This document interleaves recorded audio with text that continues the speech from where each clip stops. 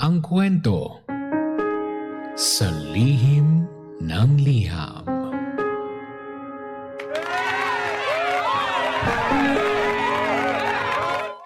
Mahal kong Lindsay.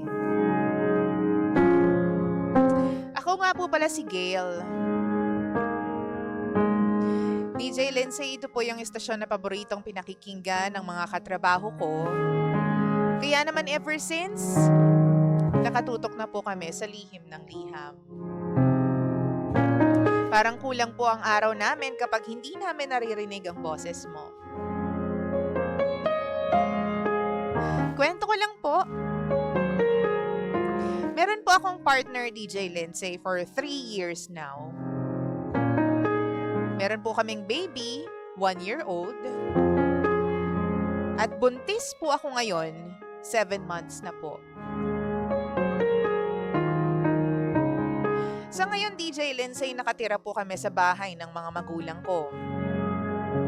5 buwan pa lang simula nung lumipat kami. At nangyari lamang yon dahil naoperahan po ako sa appendix. DJ Lindsay, first time pa lang pong makasama sa iisang bahay ng partner ko ang mga magulang ko. Pero feeling ko yung parents ko po ayaw sa partner ko. Pero para sa akin, okay naman siya. Ginagawa niya naman yung part niya para mag-provide sa anak namin. Lalong-lalo na po yung mga pangangailangan. Kaso pagdating sa trabaho, DJ Lindsay, napakabilis magsawa ng asawa ko. Nga po pala, DJ Lindsay, dati po akong nagtatrabaho sa isang opisina. Pero ngayon, tumigil po ako. At yung asawa ko na lang po yung kumikita sa aming dalawa. Hindi ko malaman kung bakit hanggang ngayon ayaw pa rin sa kanya ng mga magulang ko. Siguro dahil palagi nilang naririnig na nagtatalo kami. Naririnig nila yung paraan ng pag-uusap namin. Yung tipong palaging mataas at laging malakas ang boses namin. Yung tipong palagi po kaming nag-aaway. Naririnig yon ni mama at ni papa. Tapos minsan pa, tinatawag ako ng asawa ko na bobo at walang utak. Kasi naman, DJ Lindsay, minsan hindi ko nagigets yung mga sinasabi niya agad eh. Pero para sa akin, normal na yun. Normal na sa aming dalawa. Hindi ko rin naman maikakaila na minsan nasasaktan din ako. Kaya may mga pagkakataon na nag-i-interfere yung mga magulang ko. Nakikialam sila sa aming dalawa kasi hindi nila gusto yung tono ng pananalita ng asawa ko. Kahit yung pag-alis niya ng 10 oras ng gabi, tas uuwi ng umaga kasi galing sa inuman, napapansin ng tatay ko. Doon sila nagagalit. Sana po wag ma-take negatively ng ibang tao, pero siguro mga 1 beses sa 1 buwan lang naman nagagawa yun ng asawa ko. Minsan wala pa nga talaga. Nagpapaalam naman siya sa akin at pinagbibigyan ko naman siya. May permiso naman. Pero ang nagagalit talaga ay yung mga magulang ko, DJ Lindsay. Sila yung parang ayaw nilang paalisin yung asawa ko para mag-enjoy sa sarili niya. May mga times pa na kapag uuwi yung asawa ko, palaging may dalang ulam. Pero sasapat lang para sa maliit na pamilya namin. minsan nagkukulang kapag sumasalo sa amin yung mga magulang ko.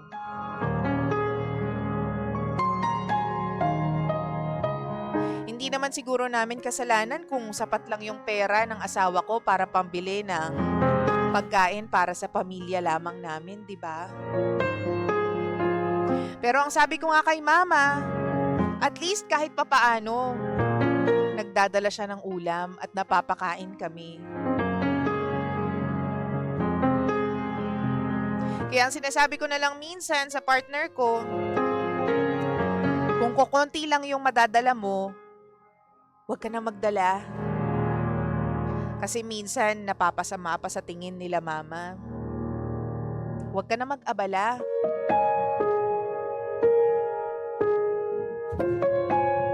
DJ Lindsay, ano po ba yung dapat kong gawin para magustuhan nila yung asawa ko? Hindi naman po ako nag-share sa kanila ng mga bad side ng asawa ko kasi baka nga lalo silang magalit dito. Pero yun nga din yung lagi kong tanong eh. Bakit ang init ng dugo nila sa partner ko? Yung tipong parang kung marinig lang nilang huminga, ikagagalit din nila. Sila naman yung may gusto na dito kami umuwi. Kasi kapag nasa trabaho yung asawa ko, wala nang magbabantay sa akin. At doon sa mga dito sa anak ko. Lalo pa ngayon, buntis ako. Hindi ko na po alam kung saan ba ako lulugar eh. Minsan gusto ko na lang pong magwala. Ang hirap pong maging isang anak kasabay ng pagiging isang asawa.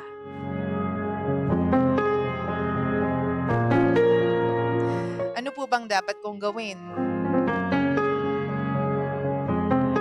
Muli, ako si Gail. At ito ang lihim ng aking liham.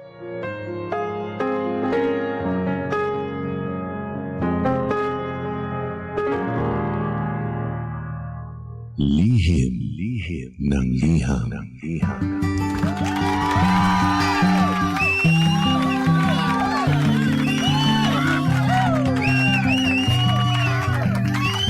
Hi, mahal ko! Oras natin, sabing kablungan. Check your time, 16 Cambots. Makaraan po ang alas 9 ng nagmamagandang umaga. 9:16 on the clock. Ikaw pa rin po ay nakikinig sa istasyong same, pero... Iba! Hangga, we are number 1. 06.7 Energy FM. Hangga, huwag mo sabihin radyo. Sabihin mo... Energy! So magandang morning sa lahat po ng mga panggapo natin na tulad po ni Gail, pinagsasabay yung pagiging isang mabuting anak at pagiging isang mabuting may bahay. Wow! Saludo tayo sa inyo. Ha? Mahirap yan. Ha? In all fairness, yung pong sitwasyon ni Gail ay mahirap naman talaga kung tutuusin. Lalo na kung may pamilya ka na tapos nakasapi ka pa sa mga magulang mo. Diba? Ang hirap gumalaw kapag ganyan. Nafe-feel nyo ako, yung mga pangga natin na nandyan pa rin nakatira sa mga magulang nila kahit meron na silang sariling unit, sariling pamilya. Tapos nasa iisang bubong pa rin sila with their parents. Wow! Sino yung nakaka-relate dyan? Taas ang kamay, kasama paa. Taas ang kamay! Grabe. Pwede nyo pong sabihin sa akin kung anong thoughts nyo about the story, mahal ko, sa problema natin ngayong umaga na to. Puntahan mo lang ako sa Facebook, facebook.com/energyfm1067. And of course, you can also listen to us live sa radyo. Siyempre, nandyan po tayo sa pangalawa sa dulo ng inyong mga talapihitan. 106.70, mahal ko pangga ko baby ko, and basahin po natin yung messages nyo on the air, yung inyong mga pananaw on the air para po ma-inspire naman kayo at saka para makatulong din po tayo sa mga pangga po natin na kailangan po ng ganyang solusyon sa kanilang mga problema. This is Lihim ng Liham, mahal ko, kasama po nag-isang girlfriend mo sa radio. My name is Lindsay. Sabi po dito ni Grace, hello DJ Lensay, alam mo mahirap talaga yung pinagdadaanan mo kasi ako simula pa lang ayoko nang nakikisama sa mga biyenan ko. Pwede naman bumukod kayo basta malapit lang bahay nyo sa mga magulang mo para masilip-silip ka pa minsan at mas okay kapag nakabukod talaga kayo. Wow! Thank you very much, Grace. Sabi naman po ni Arch, ang kwento po ay pangkaraniwan para sa mga married couples na nakatira sa mga magulang o pamilya ng isa. Tandaan mo, kakampi ka lagi ng mga magulang mo at kalimitan, mga pagkukulang lang ng asawa mo ang mapapansin nila. 'Di ba? A castle cannot have two kings or two queens. Kaya mas mabuti kung mag-move out kayo kung kakayanin ninyo. That will improve the relationship between your parents and your husband. True. Kaya, alam mo, sabi nga nila, no, mas maganda na yung tipong nagsarili kayo kahit maliit lang yung bahay ninyo. Wow! At least walang pupuna sa inyo. Pero alam mo, feeling ko may something din sa ugali yung asawa mo. Konti lang naman, ha? Hindi ko lang nagustuhan yung part kasi ako din minsan, well hindi minsan, madalas no, ayoko nakakarinig ng babaeng pinagsasabihan ng mga masasamang salita. Yung ginagamitan ng pangalan, no, imbes na tawagin ka sa pangalan mo, tatawagin kang bobo o mahina ang utak o walang utak. Wow! So ayoko din dun sa part na yun. Tandaan mo, magulang, 'di ba? Pinalaki ka ng mga magulang mo, iningatan ka simula nung bata ka, tapos maririnig sa mga bibig ng iyong asawa na gano'n yung tawag sa iyo. Talagang kahit sino magulang siguro maha-high blood kapag ganyan. Tsaka very very wrong lang talaga yung umuwi siyang lasing, tapos umaga pa umuwi tapos lasing. Wow! Hindi rin kagandahan yun sa mata ng mga magulang mo. Kaya ang solusyon nga dyan, kung ayaw ninyo ng pinapakailaman kayo at ayaw nag-i-interfere sa inyo yung mga magulang ninyo, is to, you know, have your separate house or have a separate home for your family. 'Di ba? Sabi naman ni John Paul, pa-shoutout naman po ako, Idol DJ Ate Ganda. Ano yung ambag mo dyan, John Paul? John Paul Remodo. Nakakaloka. 'Di ba? Although hindi talaga siya madali, no? Hindi natin alam kung sa ngayon kaya ninyong gawin 'yan, pero feeling ko hindi dahil kung meron naman siguro kayong choice hindi kayo mag-move out with your parents or hindi kayo mag-move in with your parents, 'di ba? Hindi kayo lilipat sa bahay ng mga magulang mo kung meron kayong extra. So, siguro pinagkakasya nyo lang kung anong meron kayo, 'di ba? Pero ako, kung kaya ninyong maging super silent as possible, kung meron kayong mga arguments, lumabas kayo sa ibang lugar kayo mag-away, sa ibang bahay kayo mag-away, no? Basta wag ninyong ipaparinig sa mga magulang. Kasi tandaan mo, ang mga magulang mo, matatandaan ang kasalanan ng asawa mo. 'Di ba? Talagang ma-remember nila yung mga pagkakataon na tinawag kang bobo ng asawa mo at hindi na, mahirap nang burahin yun sa mga isip nila. O, 'di ba? Kasi, ang sakit nun eh. Anak ka tapos sinabihan kang bobo, walang utak. Wow! Paano kung talagang conservative type nga yung mga magulang mo, 'di ba? So, mahirap tanggalin 'yon. Kumbaga, kayong mag-asawa, nagkapalagayan na ng loob, nagkapatawaran na, wala lang sa inyo 'yon. Pero kapag lumabas siya sa ibang circle, lumabas siya sa circle ninyong dalawa at yung mga magulang ninyo yung nakarinig, ibang tao yung nakarinig, pwedeng ma-misinterpret nila, 'di ba? Pwedeng ma-misunderstand nila yung mga pangyayari sa pagsasama ninyong dalawa. Totoo yun. Kasi minsan, merong mga, di ba, totoo naman sa lahat po ng mga mag-aasawa at magpa-partner, may mga pagkakataon na nagkakaintindihan kayong dalawang mag-asawa. Kumbaga may sarili na kayong lengguwahe, may sarili kayong tono. Minsan, hindi ninyo pinapansin yung mga maliliit na bagay. Pero kapag narinig yun ng ibang tao at nalaman yun, na-reach yung knowledge nila, na ganyan kayo mag-usap, ganyan kakausapin ng mister mo, pwedeng ma-misinterpret. Kumbaga, pwedeng maging masama agad yung tingin nila sa asawa mo, not knowing na, huy, normal lang sa aming dalawa yan. Kasi nga, hindi naman para sa inyo eh. Parang hindi naman para sa ibang tao, para sa inyong dalawa lang yun, exclusive yung language. Gets mo yun? Wow! Nami-misinterpret madalas yung language ng mag-asawa kapag tumawid na sa ibang tao. Kaya kung ako sa inyo, kung meron kayong hindi pagkakaintindihan, as much as possible, dapat kayong dalawa lang yung nakakaalam, kayong dalawa lang yung nakakarinig. At ako, Diyos ko po, huwag ipaparinig sa mga magulang mo. Ikaw pa yung babae, girl. Talagang iniingatan ka ng tatay mo, ng nanay mo, tapos gano'n yung maririnig nila, bobo ka. Kakaloka.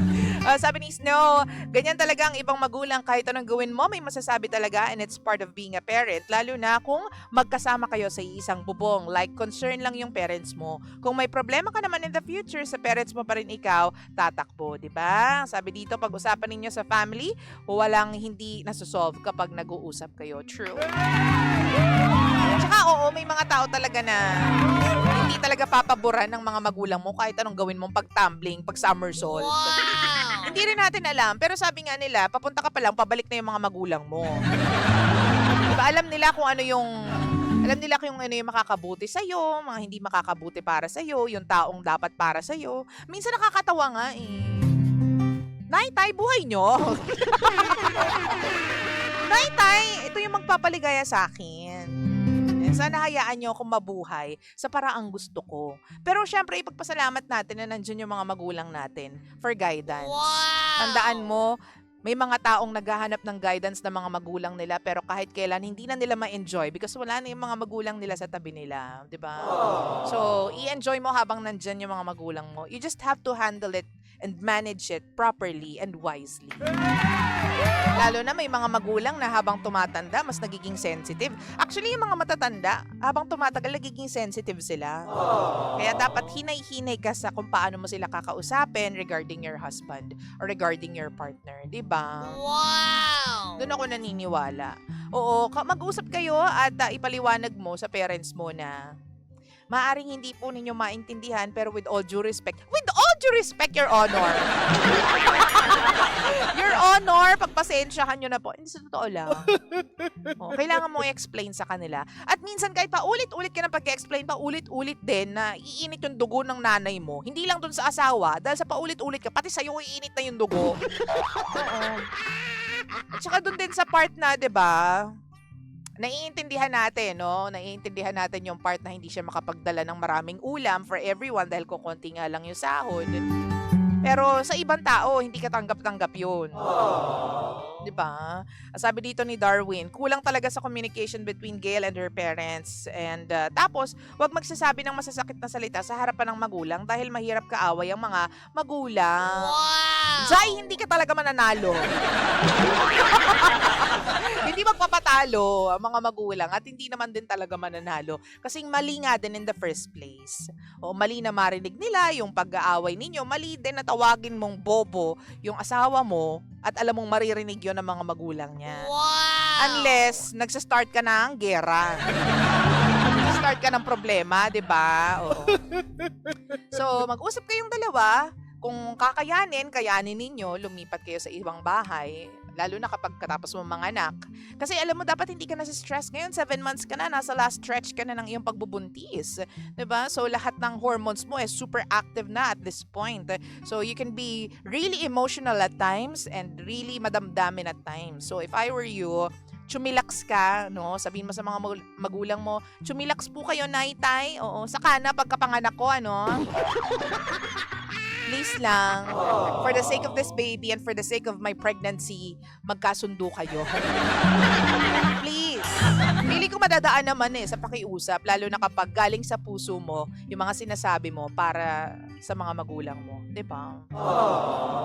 So, yun lang para sa akin. Mag-usap kayo kung kakayanin in the future, bumukod kayo kasi ganun din naman talaga ang nararapat. Wow! Sabi ni Army, Good AM, Miss Lindsay, reaction ko lang po, nakikita at nadidinig ng mga magulang mo ang pagtatalo ninyo. Nasasaktan din sila kapag may below the belt na salita na naririnig sila. 'Di ba? Sobrang mahal lang talaga tayo ng mga magulang natin. Kaya, mas maganda humiwalay kayo ng bahay at magiging maayos yan. At syempre, pasyalan mo na lang sila kapag meron kang libre na oras. Mauunamaan naman tayo ng mga magulang natin. Salamat. Oo. 'Di ba? At ayun, yun yung mga kailangan mong gawin, mahal ko Pangako Bibi. Wow! 9:27 na po ng nagmamagandang umaga. And giving you something from Tony Gonzaga. This one is called Kasalanan Ko Ba? Ang sarap magmahal. Again, may mga lingwahe tayo, may mga ways tayo, may actions tayo na yung asawa lang natin ang makakaintindi. Kaya, ayun.